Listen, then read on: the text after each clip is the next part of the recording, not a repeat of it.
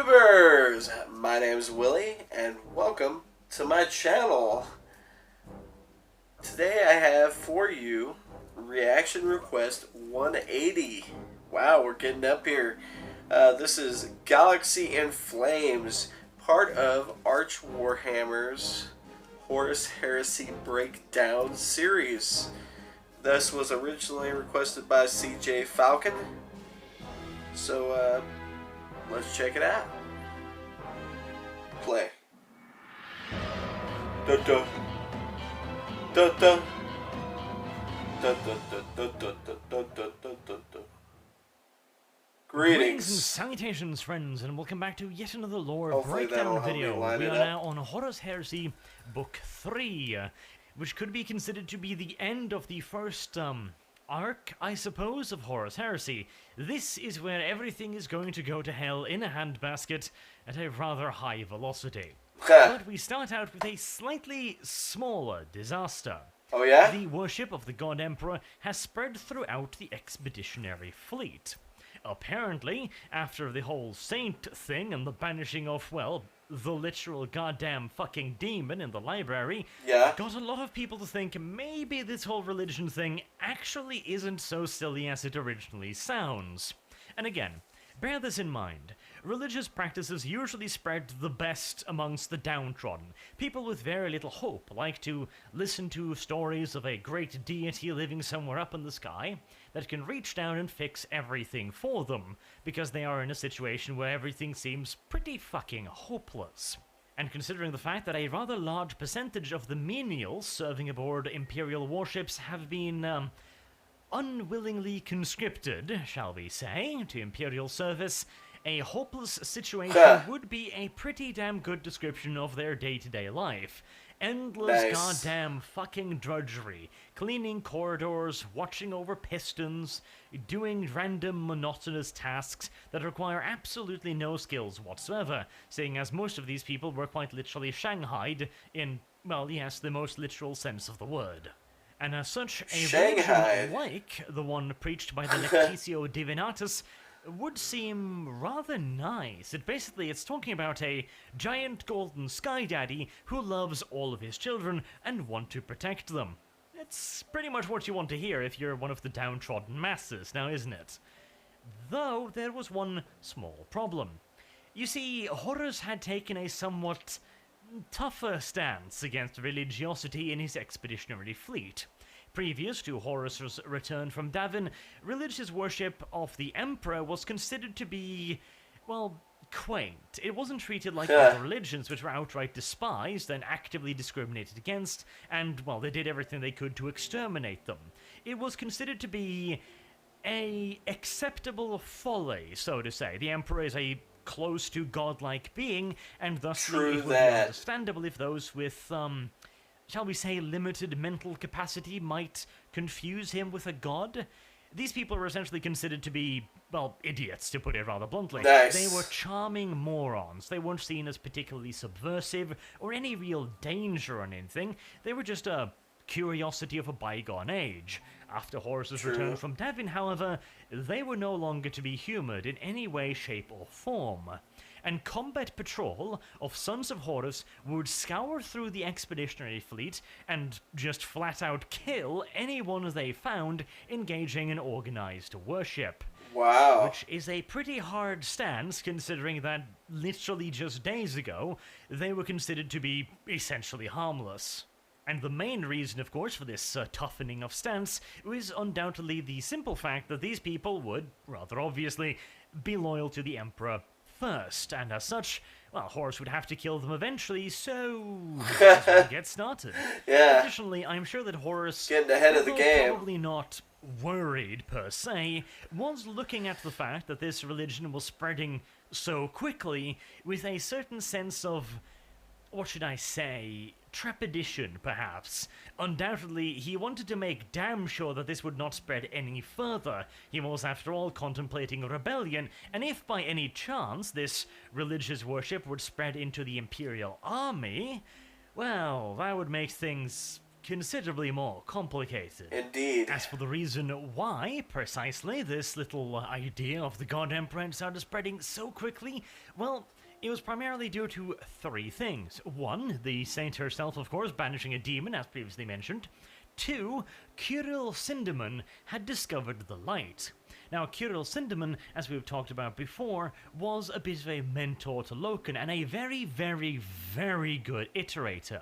5 minutes alone with this guy in a room, and he could have you thinking that your own feces tasted like the finest steak you have ever had. He was that good. And the idea he was currently pushing was a hell of a lot easier. Again, he was essentially talking about a kindly grandfather who protects everyone, because remember, the Emperor protects, to a bunch of downtrodden people in need of protection.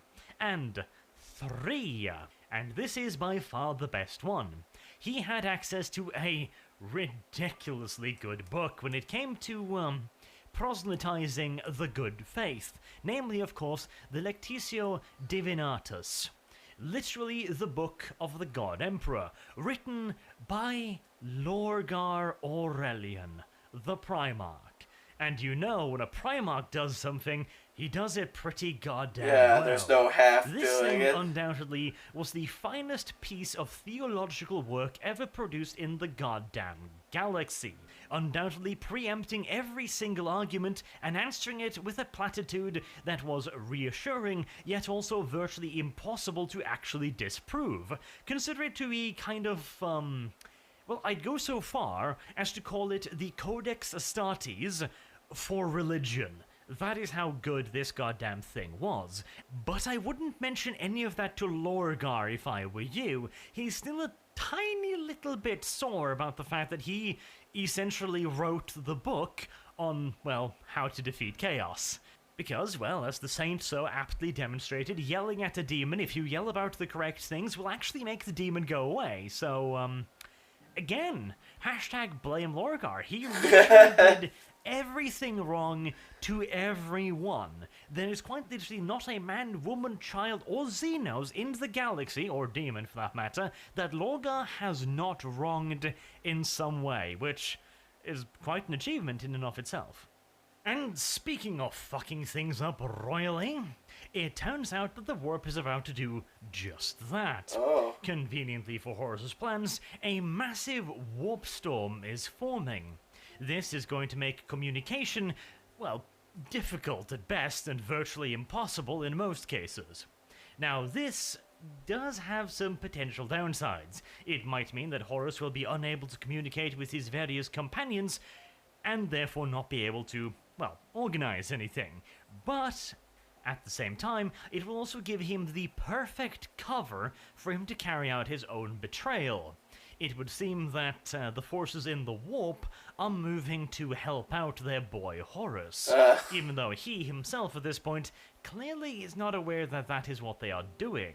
In fact, at this point in time, it would appear as if Horus has not really allied himself, quote-unquote, to the forces of chaos just yet. He appears to view them as a third party in this conflict. He is betraying the Emperor, not for the Chaos powers or anything else like that. He's betraying the Emperor for himself, for his own reasons.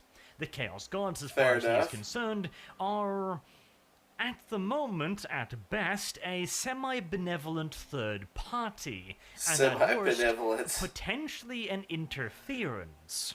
And it is going to be quite a while yet until he fully aligns himself with the forces of Chaos. But Chaos, of course, well, they've been planning this for quite a while, and they are already doing anything and everything in their power to back up Horus. And speaking of rebellion, the first few vague outlines of said deed were starting to manifest themselves. First and foremost, Horus had closed his inner circle. Those he was not sure he could trust, Loken and Tariq Torgaden, had been excluded from, well, not the Mournival per se, but from Horus's vicinity. They very rarely spoke to him directly, if ever, and they barely had any kind of contact anymore with their Mournival brothers. Additionally, people who were on their side were slowly but surely being ostracized from, shall we say, social life. as social a life as an Astartes has anyways, and of course, the civilian population of the ships, which essentially means the remembrances, were all locked in their quarters.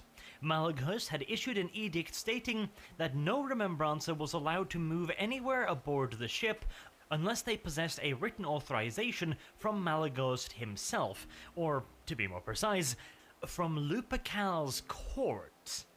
Nice. Interesting name. This, rather unsurprisingly, made the remembrances just a teensy-weensy bit worried, and considering that one of their numbers had so recently, killed himself, that being Ignace Carcassi, of course, who, again, killed himself, they were all getting worried that something was about to happen to them in particular. And, well, considering the recent restructuring of their freedoms and the fact that the one person who had actively spoken out against the War Master and the atrocity that had taken place in the landing decks, well, you can see where they're coming from. Though some were considerably more worried than others. Kirill Sinderman, now being a little bit of a, how shall we say, not exactly a hunted man, because nobody really knew what he was up to with the whole religiosity and stuff, but still, he was a powerful civilian that could cause some serious damage if he was ever to, well, decide to do so. As such, he was placed under rather considerable scrutiny, as all of the remembrances were, though of course a fair few of them still managed to move about undetected. Clearly, the War Master's edicts had not yet entirely shut down all movement. But Kirill Sinderman had something else to worry about.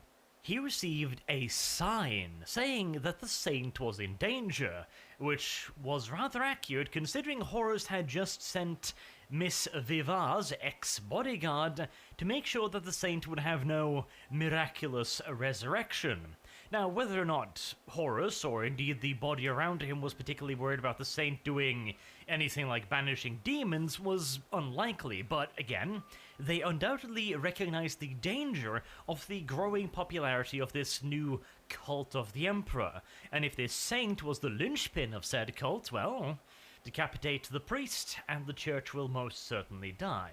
Kirill Sinderman, of course, was of the opinion that this was Big E speaking to him personally, or possibly the saint, but some kind of divine being was telling him that he needed to save the saint.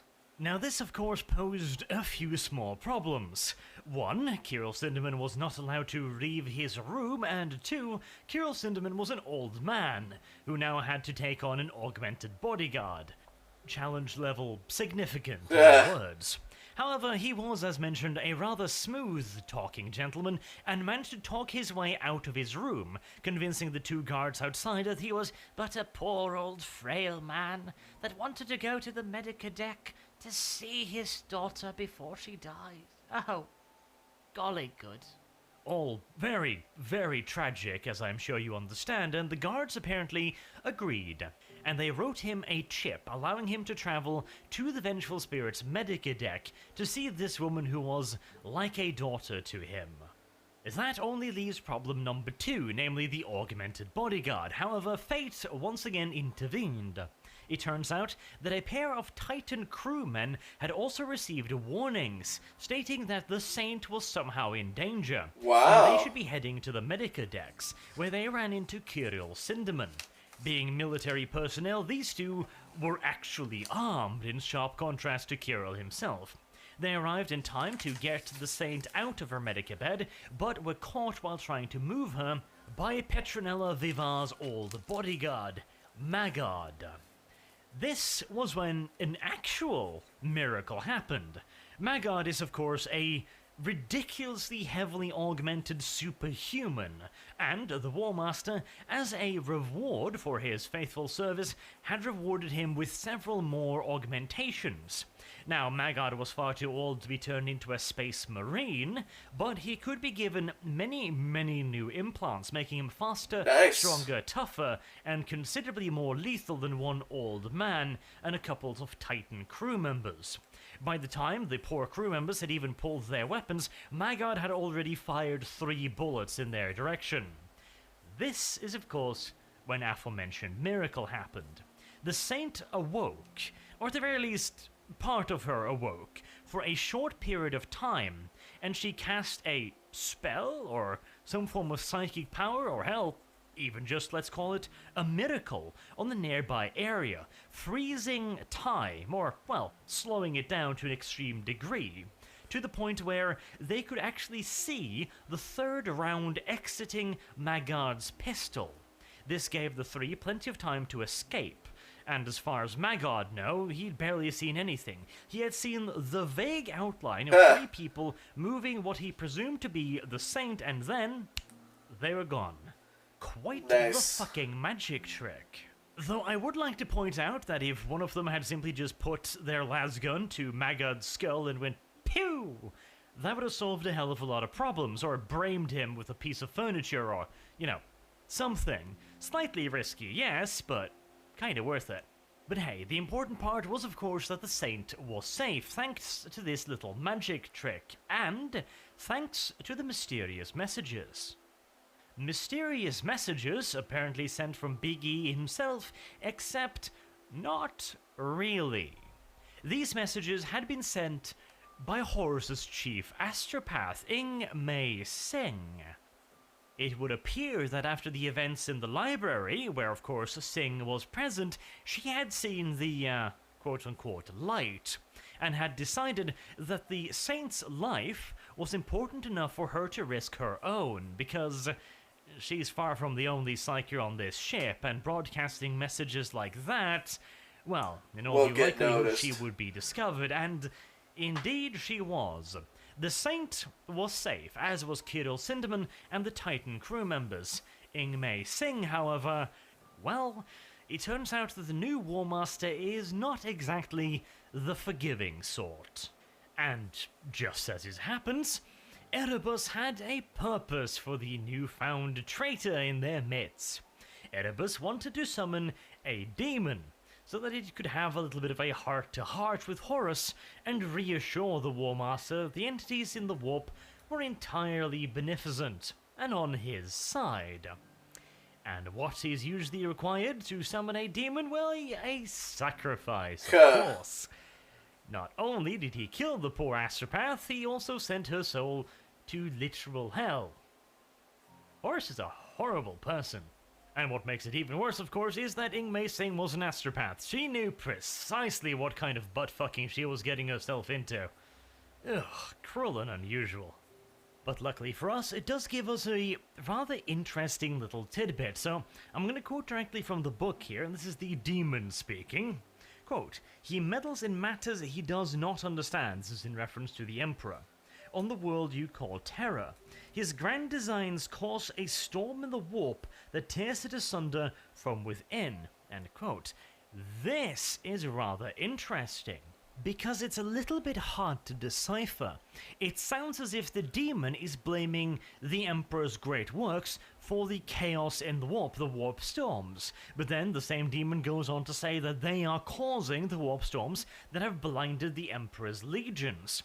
It might be that the demon is referring to the fact that the Emperor's great work is affecting the warp in a chaotic way, tearing it asunder, but that they are the ones that are clouding the warp for travel. It's a little bit hard to decipher, but I'm assuming that's what they mean here. Because they also point out that while they can cause storms to appear in the warp, they can also calm the warp. Ooh. And this is the assistance they are offering to the War Master. Again, they say that they care nothing for the mortal world, which we know is bullshit. All they want is for the Emperor to stop doing whatever he is doing. And in return for Horus's service in disposing of the Emperor, they will allow him to travel through the warp unhindered, and they will also help him out in doing so. The interesting part is also, though, what exactly is the Emperor doing? Because as far as we know, he's basically screwing with the webway.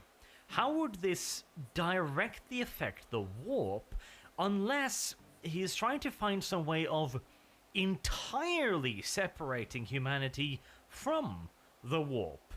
Or perhaps that might even be a little bit of an overreach. Perhaps the Chaos Demons simply understand that if the Emperor gains access to the Webway network and can move his forces unopposed and supremely quickly across the galaxy, he is guaranteed to win, and if the Emperor wins, the forces of Chaos are in all due likelihood living on borrowed time as he continues to wipe out any and all traces of religion. At the end of their little conversation, the War Master was more or less convinced that these entities were, while still not precisely allies, at the very least they were positively inclined towards his endeavor. Although again, he seems very reluctant to trust them with anything particularly important. Additionally, he says that he will cleanse his legions on Istvan without their help, and only after Istvan will he pledge himself to their masters, the Chaos Gods. Although I do suspect that Horus is not really interested so much in pledging himself as he is to gain whatever help from them that he possibly can.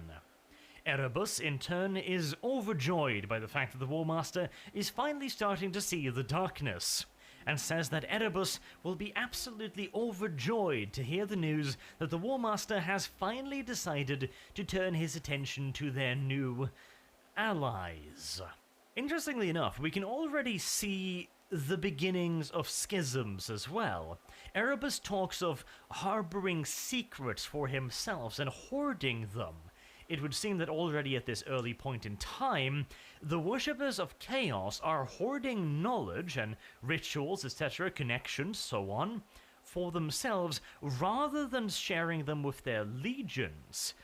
That sure didn't take long, did it? Not really. I remind you again, at this point, Erebus hasn't really been steeped in the whole lore of the war for particularly long. In fact, this demon summoning ritual that he just carried out was something relatively new to him. And yet, despite that, we are already seeing the bonds of brotherhood break down. Now, in the case of Lorgar's Legion, there are plenty other reasons why that might be happening, but as we will see relatively soon with the Sons of Horus, it is pretty goddamn clear that Chaos does indeed corrupt. And speaking of corruption, you see, Horus had already started corrupting himself and his ship without even knowing it. This is the true horror, I suppose, of Chaos, the insidious nature of it all. As previously mentioned, he had established something known as Lupercal's Court, where Horus held, well, court. Rather obvious, I know, but still. It has, of course, symbolic value, and in Lupercal's Court were hung many, many new and unknown banners. We know this because Loken saw them and went like, well, I don't know what these are, and he assumed they came from the Warrior Lodge. Now, judging by the description, it seems fairly obvious that these are indeed Chaos banners, depicting the skull rune of Khorne and stuff like that. Of course, in 40k, these icons alone have a certain amount of power. Their power is of course limited due to the simple fact that most don't know what they are, but they still do have a certain distorting effect upon reality. And seeing as they are now hanging in the main strategium of the Vengeful Spirit, that is going to have quite an effect on everything. But more interesting is what is behind them. After saving the Saint, Kirill Sinderman manages to send Loken a message saying, "Look for the temple." Now, to begin with, that might sound like a rather ridiculous idea. Look for the temple aboard the Vengeful Spirit, a warship that has been fighting against any form of organized worship for a very, very long time indeed. And yet, Loken, of course, knew that Sinderman was not crazy, so there was probably something to it. And he, of course, knew where Lupercal's Court is, and how it was very, very different from pretty much anything else aboard the ship, the banners being a rather big peculiarity. So he enters the court when nobody's around and quickly notices that behind one of the banners is an alcove, leading to a small room that somehow seems to be detached from the ship at large. In Loken's own words, it would seem as if the room was somehow different from everything else. It had a different scent, a different feel to it, as if it was not wholly located aboard the Vengeful Spirit. And the reason for this was in all due likelihood the giant leather-bound tome that was located in the small room at the end of the tunnel. A small temple, unsurprisingly. The book has power. A lot of power. In all due likelihood, it is one of Lorgar's books. And even just being near it, looking upon it, is more than enough for Loken to know that this is some seriously wrong-ass shit. All of it has the stink of the warp about it, and Loken now knows that the warp has gotten a hold of his legion. In fact, it is dwelling within the heart of his legion, barely 20 yards from Horus Lupercal's seat. That is rather obviously not a good thing. And Loken understands that he needs to do something and he needs to do it quickly, which makes it even more confusing that he then goes on to not do anything quickly. Oddly enough. Granted, at this point in time, Loken does not exactly have the full support of everyone, but you'd think this would be more than enough to ring the goddamn alarm bells. Yeah. If nothing else, he could at the very least organize a couple companies, his own, Tariq Tor Guidance, and probably a fair few others, and launch what would essentially be a preemptive attack on everyone else. Even though he would not be entirely certain who his enemy was, he could be damn sure that if he caused a big enough ruckus, they would come out to face him. Instead, he decides to close the book and leave and kinda not really do anything about it. The campaign against Istvan is already underway, and by the way, we'll get into that in a moment, so you'd think this would be the perfect time to strike, or at the very least start looking for allies, but he doesn't, which confuses me a fair bit. Anyways, about Istvan. So, the Crusade has received a distress message that was picked up by the Death Guard. This distress message came from the system of Istvan that had been taken over by what appears to be some form of chaos-influenced cultists. Although, of course, in this case, they worship a local deity. The distress call is received by the Death Guard initially and then relayed to the Warmaster via Mortarion. Horus then calls upon Fulgrim and Angron to gather the forces of the Death Guard, the World Eaters, the Emperor's Children, and the Sons of Horus to all descend upon Istvan. A ludicrously out-of-proportion response, considering the fact that Istvan is basically one small system that rebelled relatively recently. They couldn't possibly have done anything to warrant the attention of 4 full legions. But the real reason, of course, will be revealed a bit later. This puts, of course, the entire legion on a war footing. This is probably part of the reason why Loken didn't do anything, because he figured he could do this first and then try and look into what is wrong after this campaign, not wanting to kick up any shit in the middle of a military campaign. Which, though, again kinda confuses me, because he seems convinced about what he's fighting now. It's the warp. He knows how bad that could be, and yet again he kinda chooses to just let it lie for the time being. I'm really confused by all of that. Anyways, the campaign against Istvan has begun. The plan is nice and simple: smash right through all of the outlying outposts protecting Istvan, and then land upon the planet itself. This does mean knocking out a few of the outlying areas first, like asteroid bases, etc., one of which is taken by a combined force of Emperor's Children and Death Guard, where we get to see the first example of Fabius Bile's new projects. Bile has been playing around with the Astartes biology for quite a while at this point, and has started to augment certain leaders within the Emperor's Children command structure, one of them being Adolin, a Lord Commander and one of Fulgrim's closest officers. Adolin has been modified to scream like a bitch, turning his voice into a sonic weapon. He utilizes this during the fight on Istvan Extremis, a small asteroid outpost. But, surprisingly enough, nobody reacts, again, which really fucking confuses me.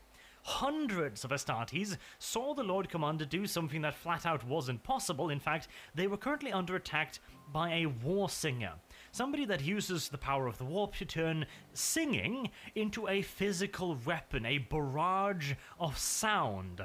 And now, This obviously being bullshit magic, and therefore bad, Lord Commander Adolin does the exact same thing, and yet every single Astartes in the room doesn't immediately go, hold on a fucking tick. That's not normal.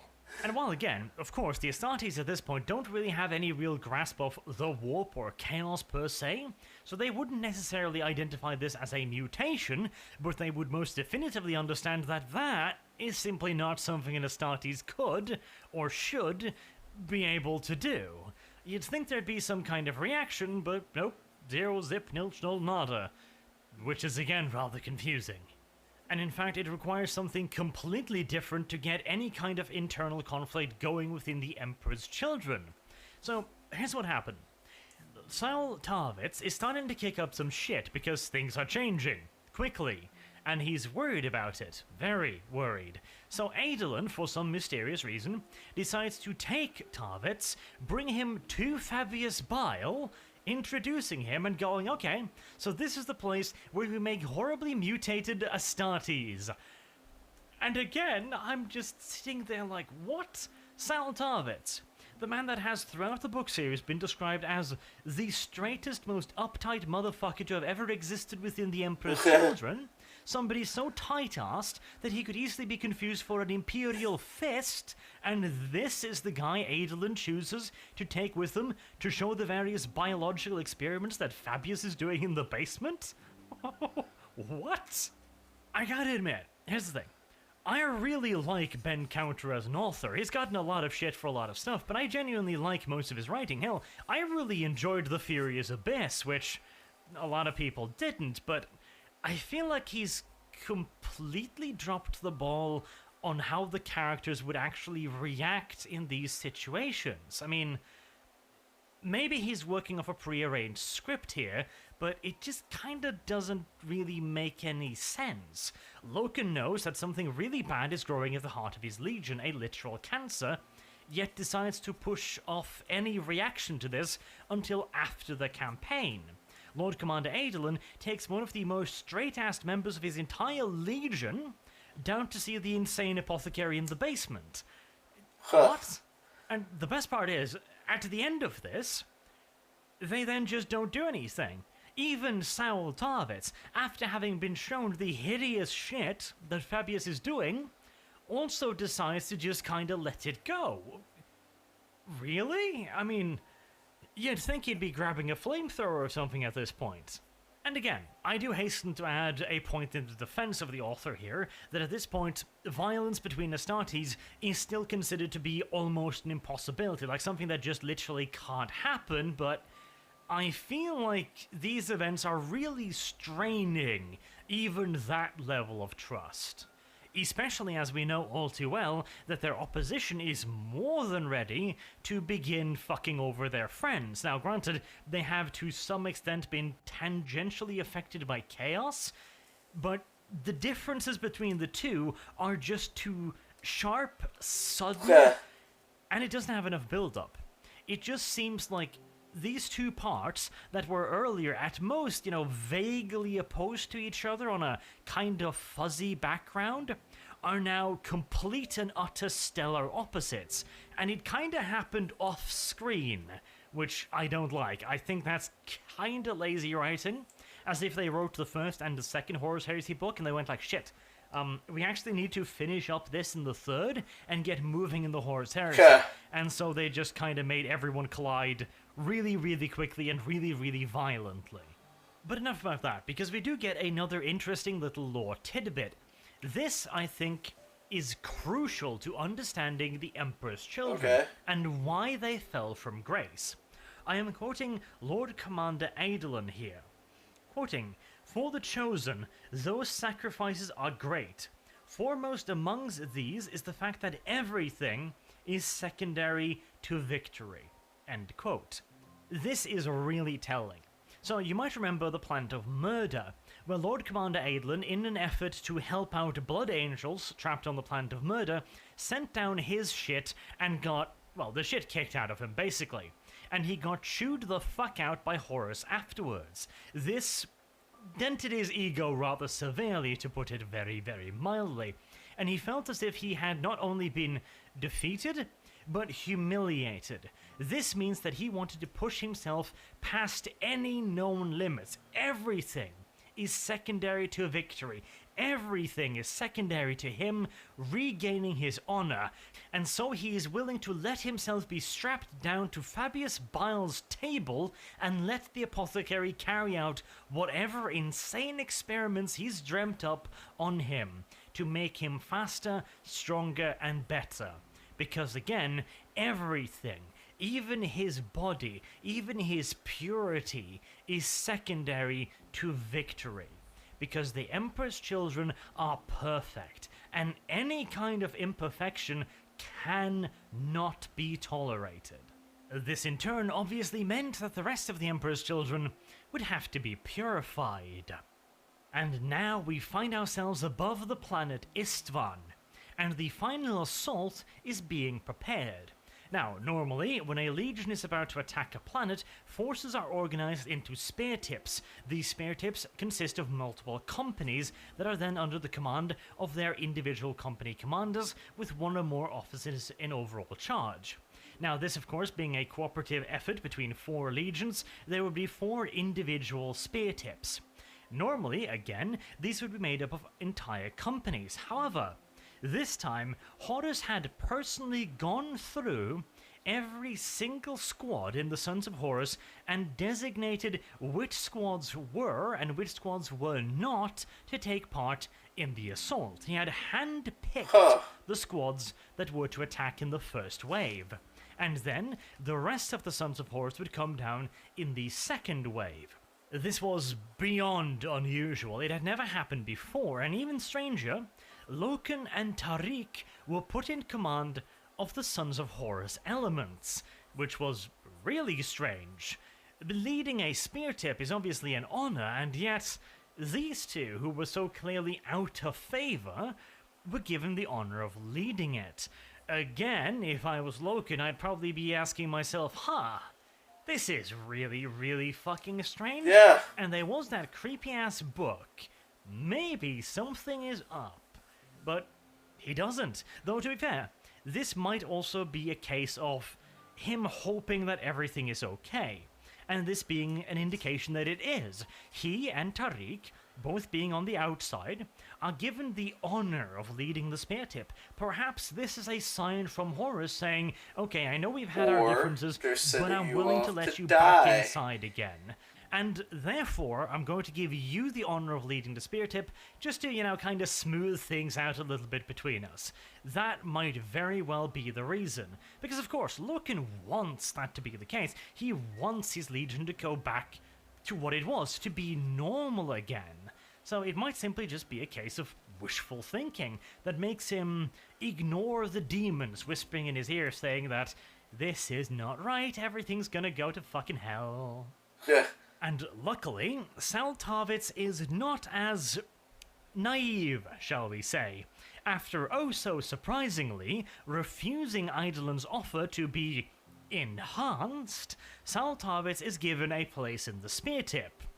But he is starting to realize that something is exceedingly wrong. Nice. And unlike Loken, he decides to try and do something about it. He goes to ancient Rylanor, a dreadnought and the Emperor's children master of ceremonies, and asks that he be given the honor of staying on the ship and fulfilling the role of Eidolon's second, who had died so recently. Now, normally this would essentially be him saying, I knew this guy really well, and I would like to honor him by taking up his duties. But he will at the same time be forfeiting the honor of going down in the spear tip, which is a fairly unusual thing. And, in all due likelihood, ancient Rylanor saw right through him, but the Ancient has also been noticing that shit's been slipping pretty goddamn badly.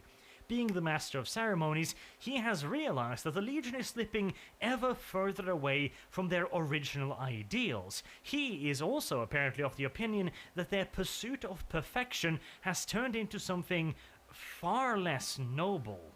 And it's not like they're lacking in evidence. Yeah. Things are very, very strange. And I keep using that word, but, well, they really are.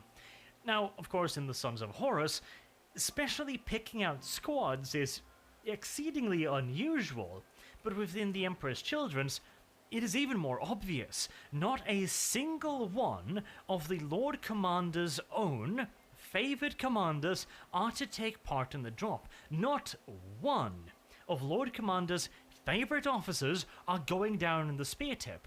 This means that the Lord Commander has refused every single one of them the honor of leading the assault.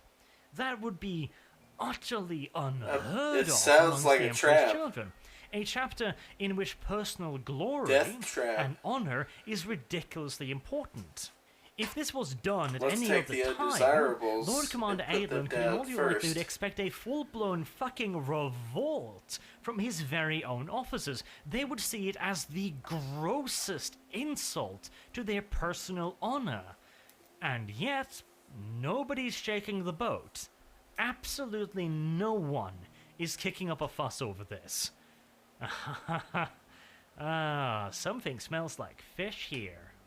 And due to aforementioned overwhelming smell of sushi, Yeah. ancient Rylanor allows Saltarvitz to remain behind on the fleet, which gives him direct access to a command console and allows him to see exactly what is about to happen once the operation starts. And this is going to be very, very important indeed. And now, of course, we are about to enter into the Battle of Istvan itself. Now, this will probably be a full video in and of itself at some point, a proper video, where I'll be going over troop maneuvers and every last little bit that happens, but for the purpose of this video, which is basically just a simple lore breakdown, we'll be going through the highlights and some of the main events, rather than fussing too much about the details, as there will be plenty of time to fuss over those in a proper video. So, the 4 legions were each responsible for one attack. The Sons of Horus would launch an attack against the planet's primary center of worship inside of their capital city. The Emperor's Children would launch an attack on the governmental palace and try to kill Prowl himself, the leader of this so-called rebellion. More like a heretical uprising, but hey, they didn't know that yet. The Death Guard would lead an attack on the main entrenchment system of the fortified city, landing quite literally directly on top of the defenders, and the World Eaters would launch an attack directly into the center of the city. This would mean that if all 4 legions achieve their objectives, which, being Legionis Astartes, they probably would, the entire city would be well and truly under their control. In no time. Interestingly enough, not a single Primarch would be going down in the first wave, which is rather unusual, particularly as one of these Primarchs was fucking Angron. Normally, you would have to physically restrain him to keep him from leading the assault, but not this time. Strange. And again, I have to pick on this because I really think this is one of the weakest parts of the book. Relatively speaking, I think this is the weakest of the first 3 books because so little makes sense here. Loken, Tariq, Saltarvitz, Garo, nobody. Not even Karn. Karn is a pretty noble bastard by World Eater standards, okay?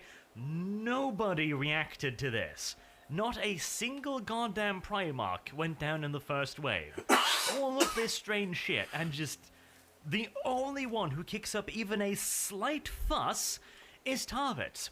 And he's only kicking up a fuss because Lord Commander Agdalon took him down into the basement and showed him Fabius Bile's Hall of fucking Horrors. I mean, it's just... God, why? But anyways, moving on. The 4 attacks go pretty damn well. There's some stiffer resistance than they had originally thought. For example, the World Eaters were originally thought of as a emergency reserve force. They would secure the city against whatever militia members was left behind, and then sweep on to aid one of the other 3 legions. However, the people of Istvan had been somewhat radicalized in the absence of the Imperium. This is another pretty clear evidence that they were probably corrupted by chaos, because every single last man, woman, and child picked up whatever weapons were at hand and threw themselves at the World Eaters. Wow. And so, before they could help anyone else, the World Eaters quite literally had to butcher millions of civilians that were just throwing themselves at them. And while the World Eaters are pretty good at butchery, it did slow them down. The Emperor's children had a fair bit of success. They managed to break into the palace, defeating Pral's elite guard and then killing Pral himself. And it was Lucius, by the way, who finally killed the dictator. Down in the trenches, the Death Guard were slowly but surely grinding the defenders to death. Granted, they probably could have done this more effectively, like orbital bombarding the position, but, well, considering the point of this entire operation, it makes sense that they would dump them right on top of the trenches. And over in the Siren Hold, the main temple of Istvan, the Sons of Horus were fighting their way through tight corridors and catacombs, defeating the War Singers and the garrison defending the place. Now we pop back into orbit, and one of the few sane people in this entire story, Saul Tarvitz, who had managed to get himself in as a member of the command staff, and therefore had a fair bit of, perspective, shall we say. He noted that as soon as the first wave had been dispatched, the fleet started making some very strange movements. They began disengaging from the planet, removing all of their ships from orbital assault range and moving them into orbital bombardment range. This is a pretty major redistribution of the fleet's power. That is strange enough, but could be considered to be a precaution. Maybe in case there was a large enemy counterattack or something like that they simply hadn't thought about. Possibly. And then all communication with the surface ceased. All of it was not cut off, it wasn't jammed, it just stopped. But luckily for the people down on the planet, the one man in 4 expeditionary fleets who actually had a brain, Saul Tarvitz, was back home in space. And looking at all of this, he was probably thinking, yeah, I'm pretty happy I stayed home today. And, seeing that something very weird was once again going on, he decided to have a little gander down to the bombardment decks to see if he couldn't figure out what exactly was going on. And, considering the fact that he was still on the fleet, the Magos in charge of the bombardment obviously assumed he was one of them, and so had absolutely no compunctions about telling him that they were loading up for a virus bombardment of the planet below. This was pretty much the last nail in the coffin. What? If the fleet had simply just retreated from orbit to launch a conventional bombardment, then that could have been the precursor to what is, relatively speaking, a pinpoint bombardment. As pinpoint as you get when you're firing at something from orbit anyways, that could be designed to attack a large concentration of reinforcements heading towards the Coral City. But virus bombs, those are not subtle weapons. They are designed to scour planets. And there is absolutely no way whatsoever that you would be firing virus bombs at a planet with friendly troops on it. Unless you were planning to wipe out the friendly troops as well. Yeah. It was finally made abundantly clear to Saul Tarvitz that something had to be done, and that shit was about to hit the fan at supersonic velocity. Not knowing who to trust, and not exactly having a whole lot of time on hand, Saul Tarvitz decided that the only way he could get the good word out was to steal a Thunderhawk and head straight for the planet below. Wow. A somewhat dodgy preposition, to put it rather bluntly, as he was quickly discovered by the various other ships in the fleet, which were at first really confused. What is a Thunderhawk doing? Why is it not flying according to any of the scheduled launches? Why is it heading for the planet below? Why didn't anybody tell anybody about this? The sheer level of confusion protected him for a short time, but very quickly, intercept aircraft was sent out to hunt him down. He was saved by Nathaniel Garrow, another character that we're going to be getting to know a fair bit about, and had been able to remain aboard the fleet due to an injury suffered taking Istvan Extremis.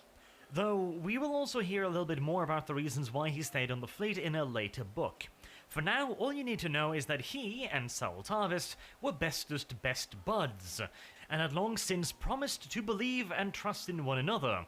And so when Saul Tarvitz comes screaming towards his ship in a stolen Thunderhawk saying, "Please help me, the War Master is going to kill everybody," Garrow believed him, despite the fact that all of this sounded, of course, somewhat incredible.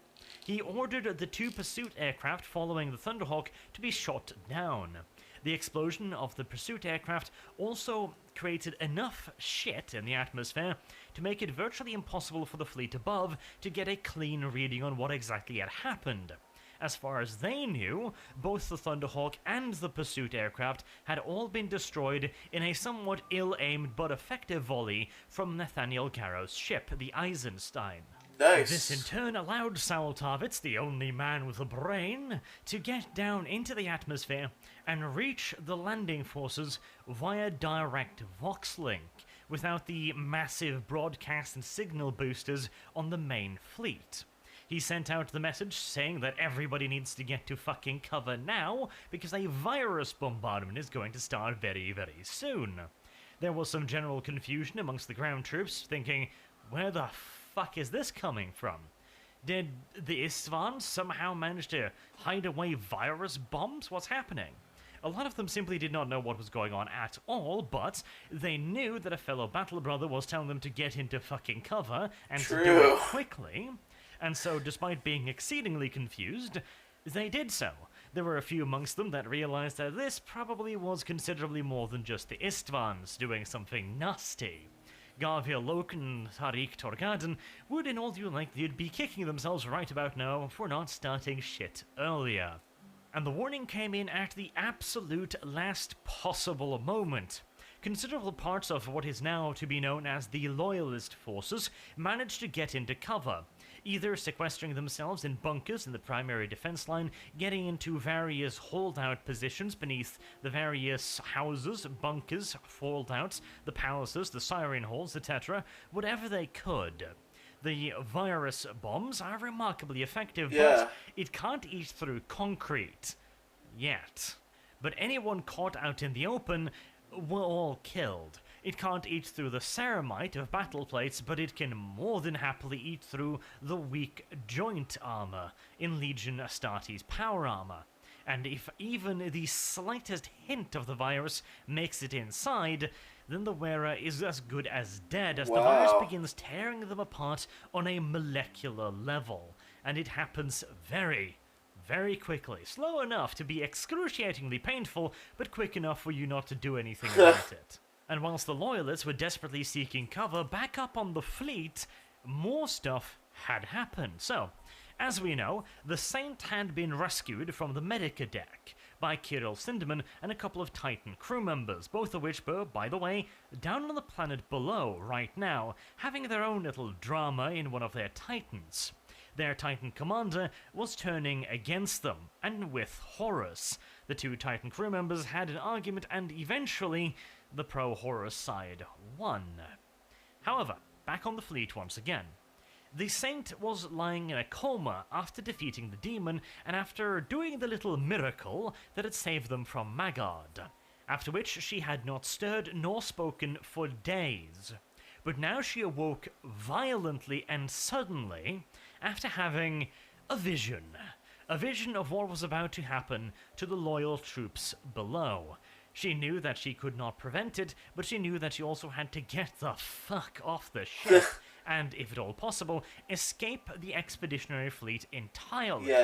Around this time, Malagos put out a decree saying that all remembrances were to gather in one of the primary hangar decks to be addressed by Horus Lupercal himself on the future of the crusade.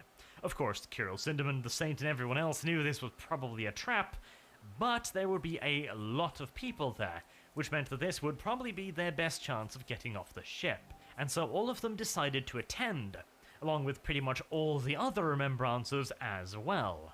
You might be thinking, this seems like an obvious trap, why would anybody go? But, well, one, if you didn't go, they'd still hunt you down regardless, and two, you are a remembrancer. You have been sent here specifically to document the great happenings of the Imperial Crusade, and now the War Master himself, after months of silence and all kinds of bullshit regulations, is finally going to come out and address all of the remembrances. Of course you would go, because, again, shit's been going a little bit sour recently, but still, nobody really expected what happened next to actually happen. The remembrances were all gathered up in one of the hangar decks, where they were shown a picked feed of Istvan, as it was bombarded by the entire fleet. The Remembrancer were told that the Loyalists were already down on the planet below, and that Horus's next step was to liberate humanity from the oppressive yoke of Terra. Shortly thereafter, Horus gave the signal to kill every last one of the Remembrancers. The hangar space were surrounded by Sons of Horus who leveled their bolters and simply began to fire into the crowd. The butchery was considerable, quick, and violent. But before this happened, the Saint, knowing almost certainly what was going to happen, had used her saintly powers to divine herself away off the ship. You see, there was one member in the crowd who had not been ordered down to the surface of Istvan, which is a bit strange, to be honest, that was still very, very sympathetic to their cause. Namely, Yaktchen Cruz, also known as the Half-Herd. Cruz had long since lost any kind of real standing or respect within the Legion. He was kept around as kind of a quaint reminder of times once past, babbling on about the Legion's former glories and stuff like that. He was mostly just ignored, which is why he was known as the Half-Herd. However, he was also clearly very, very much so loyal to Terra and the original principles of the Legion. And despite being, again, the Half-Herd, you would have thought that Horus would not have kept somebody like that around, and yet, here he is. This allows the Saint to walk up to him and tell him that they are friends of Garviel Loken, and that she knows about the conflict within his soul, watching his Legion turn so irrevertibly away from its previous self, and he does indeed agree to help them. Euphrates Keeler tells him that he would no longer be known as the Half-Herd. In fact, his voice would be heard above all others, which, that is true considering his actions. Cruz takes them out before the massacre of the Remembrancer begins and takes them to another embarkation deck, where he has a brief fight with Magod, kills him with a little bit of help, and then escapes on a Thunderhawk. This is again where we see Euphrates Keeler, the Saint, do strange shit. See, this is a thing that is really interesting in this. So, when Kunal Sindaman got the message that the Saint was in trouble, we know that was not a message from the Emperor. We know that was from Ing-Mei Sing. However, Euphrates Keeler knows things she could not possibly know. Which begs the question, maybe she is actually receiving messages of some sort from Big E, or an entity that is at the very least aligned with Big E. Possibly, this is not even the Emperor himself as a corporeal being. This might be the very earliest forms of the Emperor as a deity. His worship is limited at this point in time, but it is possible that it is enough to have created a warp entity known as the Emperor that obviously would be aligned with the Emperor. That would maybe be helping out. It's a bit hard to say, or possibly it was Keeler herself, that is just a really, really powerful psyche, that sent these messages to Ing-Mei Sing and told her that she had to send these messages, etc. It's hard to tell at this point, but she knows that Nathaniel Garrow is their ally. She knows that she can flee to the Eisenstein and expect Garrow, somebody she has never met or probably even heard of before, to help them. Now, no matter how you twist and turn that is quite unusual, let's just say. She really should not be able to know any of this, yet she seems so utterly and completely certain. And she is proven correct. Nathaniel Garrow allows them to land on his ship, and he believes them. Granted, we will be knowing a little bit more about that later in a later book, which shows that Nathaniel Garrow had very, very good reasons to believe her in the first place. But still, he understands and he accepts that the warning needs to be taken to the wider Imperium, and begins faking engine trouble to drift as far away from the fleet as possible. He knows that escaping from this situation will be exceedingly difficult, but he has to try. Meanwhile, down on the planet below, the virus bombardment has not had the intended effect. It has dealt some damage to the Loyalists, but being Adeptus Astartes, most of them have actually managed to get to safety.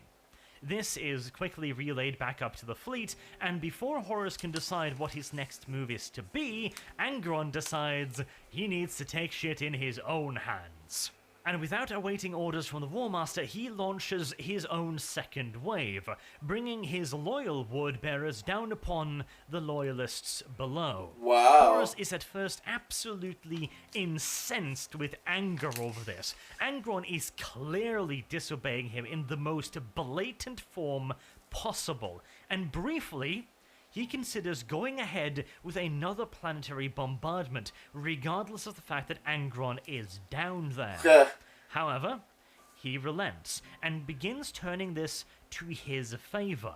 This shows us just how smart Horus is. He instantly recognizes that if he lets Angron have his way here, Angron will also realize that he is allowed to get away with this.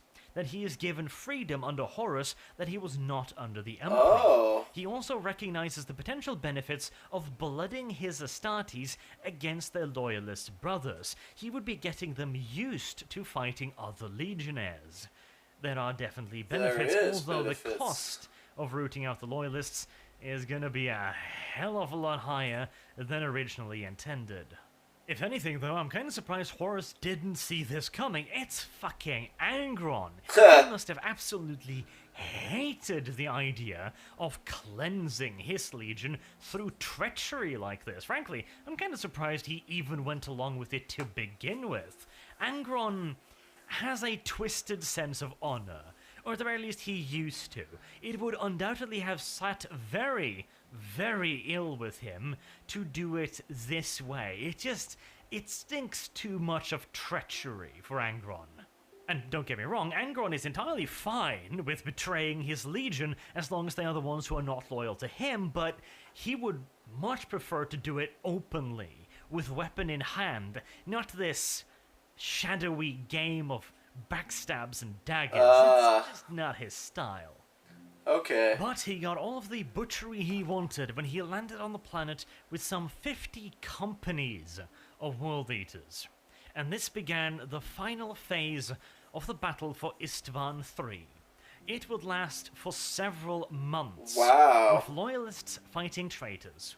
The traitors could possibly have crushed the remaining loyalists swiftly if they had acted cautiously. However, they were completely and utterly convinced that they would be fighting the shattered remnants of the Loyalists. Additionally, they viewed the Loyalists as the traitors, obviously enough. They considered them to be the worst of them, those who had betrayed their Primarchs and betrayed everything their legion stood for. A opinion that the Loyalists almost certainly held in equal force for the traitors. Yeah, right? This meant that many of the traitor legions attacked the Loyalists without any regard for their usual caution or proper assault protocols. The Emperor's Children, for example, launched a large armored column assault directly into the city, expecting to have to wipe out a few hundred survivors at most. This ended with disaster, as the Emperor's Children column was torn apart, trapped and ambushed in the Coral City, and suffered incredibly heavy casualties, to the point where the Emperor's Children's assault force had to withdraw entirely from the city and recuperate for days. And that was far from the last thing the Loyalists were going to inflict upon their traitorous brethren. Over the course of the next 2.5 months, they continued to hold out, under the command, interestingly enough, of Saul Tarvitz. Saul had shown himself that he was far from a normal line officer. The Emperor's Children, Lord Commander Adolin being primary amongst them, had clearly massively underestimated his potential. He managed to hold out against a vastly superior force that had massive superiority in armor, titans, air power, and of course bombardment potential from orbit for over 2 months, inflicting catastrophic casualties upon the traitor legions, who together lost some 50 to 60,000 Astartes. This might be as much as 2/3 of their total numbers. The Loyalists had most definitively paid their traitorous brethren back in full. And at the end of the campaign, even after a betrayal by Lucius, who almost wiped out the remainder of the Loyalists, they managed to hold off the last huge concentrated effort to overwhelm them. And as the traitors finally left the planet, the Loyalists still stood undefeated upon the surface of Istvan V. Wow. This time, however, Horus was not going to try and finish them off with a virus bombardment. He initiated a day-long concentrated orbital bombardment of the Coral City that would not end until the entire city was leveled, utterly and completely. This did not sit well with some of his brothers. This was not a good start to their rebellion. Mortarion had been unable to clean out his Death Guard, who now occupied the very bunker complex they had previously been told to assault. Nice. Lord Commander Adolin Man, had made a that's complete and utter fool of himself what a bad when he ordered situation. the initial armored assault upon the Coral City What a bad and lost a situation. considerable portion of his armor. Not to mention giving the Loyalists a ton of heavy weapons, gift-wrapped on a silver platter. And Angron had to quite literally be dragged onto one of the last ships to leave Istvan. He had to be physically restrained to keep him from going after his last surviving brethren, still alive and still giving one big fat fucking middle finger to Angron and his dog. For Horus, at least, the campaign was a bit more successful. During one of the last assaults, both Gaviel Loken and Tariq Togarden had been killed by Abaddon and Horus Aximund. So at the very least, he had managed to get rid of his greatest detractors, the other half of the Mournival. With them dead, or, well, apparently dead anyways, he had achieved most of his goals. He had cleansed his legion and the 3 immediate legions nearby. He had bloodied them against fellow legions, which meant they would not hesitate next time. And he had made a rather clear statement to everyone else what it would mean to cross him. He probably would have preferred to not have bloodied his legions quite as much, as he lost somewhere along the lines of 2/3 to 50% of his total force, which that was probably a bit more than he wanted, and that is not taken into consideration the Loyalists, of course. So Yes. it could have gone better, but at the end of the day, the deed had been done, and the trap had been laid. The unfortunate escape of the light cruiser the Eisenstein was, an unfortunate mishap, since that meant that the Emperor might receive word of what Horus had done far earlier than he would have wanted, but it was a minor problem, for the moment at least. Besides, his new friends and allies in the warp had already assured him that they would do something about it. The Eisenstein Nice. would never reach anyone. At the very least, so Horus hoped. And that brings us rather neatly to the end of the 3rd book. This concludes the first portion of the Horus Heresy. This concludes Horus's fall to the quote-unquote dark side and him cleansing his legion. And with the escape of the Eisenstein, it neatly sets the table for the shit that is to come. Whether or not the Wow. Eisenstein makes it to anybody it's special, well, we'll have to wait and see, shan't we? Until then, I have been Arch. Thank you very much for watching. Thank I hope you, to see Arch. you all again soon. Have a good day.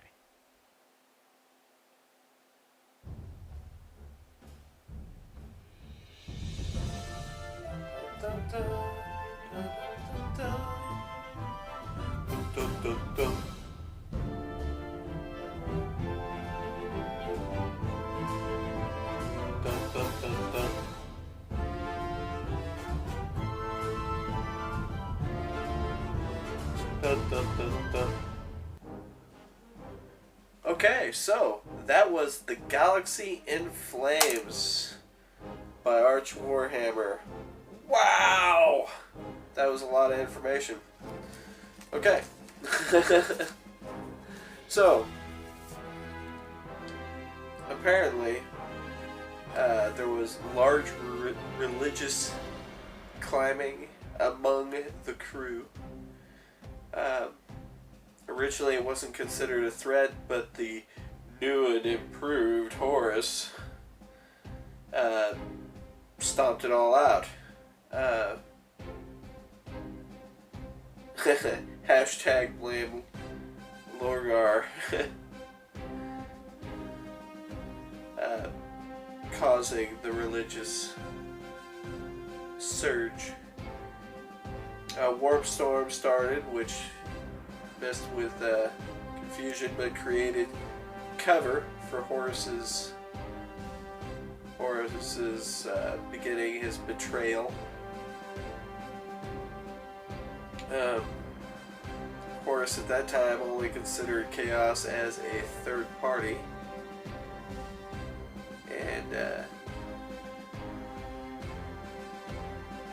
strict quarantine for the remembrances at that time.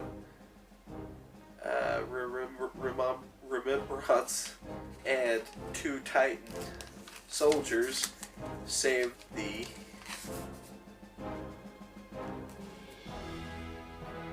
Saint.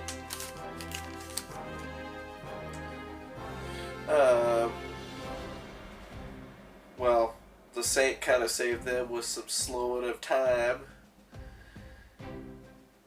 And which ended up getting the astropath, the head astropath, sacrificed to summon a demon as a spokesman for Chaos to Horus, and claimed to help Horus defeat the Emperor. Horus claimed that he would swear to Chaos if they got, well,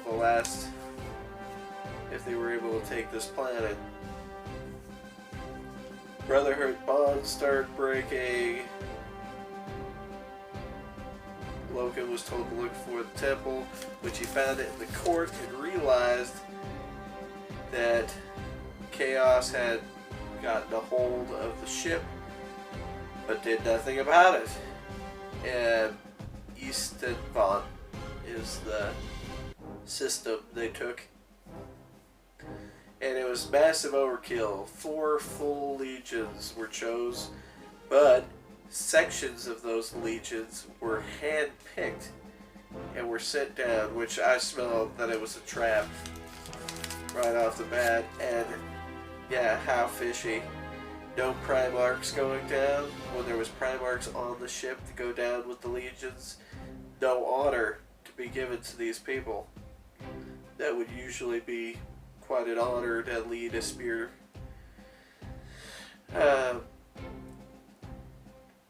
Communication stopped on the bottom, and one of the soldiers who had stayed behind raced to the planet to warn them about the virus bombing. He ended up being saved by his friend upon the Eisenstein.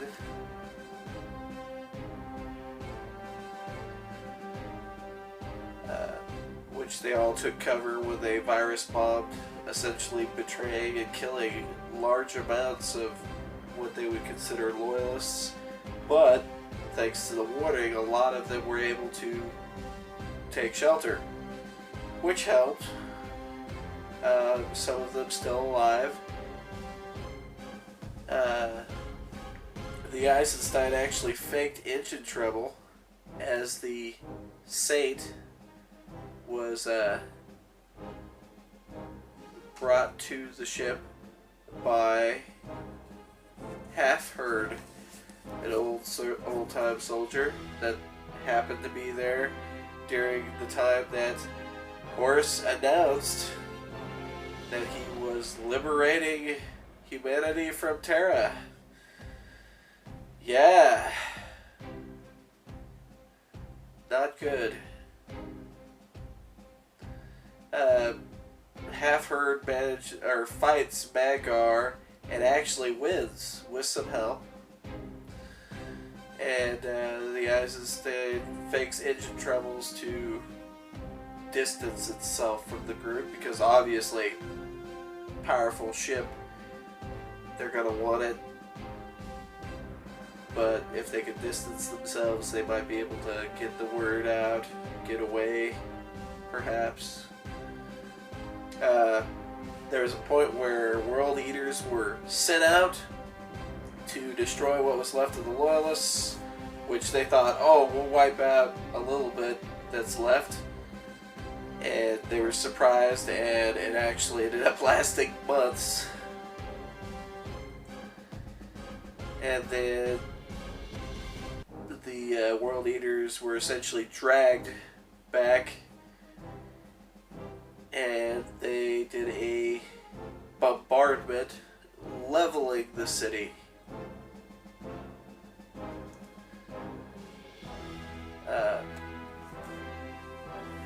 Which seemed to do the trick, and it leaves us off with the Eisenstein disappearing, which I see that some of the videos that I'll be doing reactions to are called The Flight of the Eisenstein, so that sounds interesting.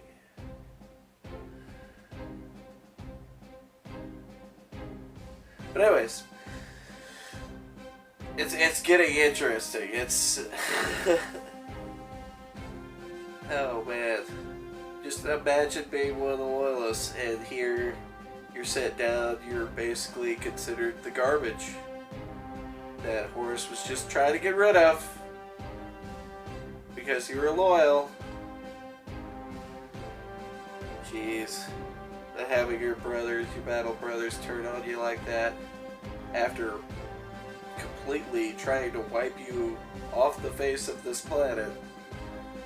Not even as a joke, but literally. Yes. Crazy, crazy, crazy, crazy. Can't wait to see what's next. If you want to go check out Arch Warhammer's videos, there's a link in the description to help you find it. And this was originally requested by CJ Falcon. Thank you for requesting it. Man, it's getting interesting here. Yeah, I think we're going to leave it at that. Willie, out. If you liked the video, stay tuned for more content. And as always, feel free to leave a comment. Have a good one.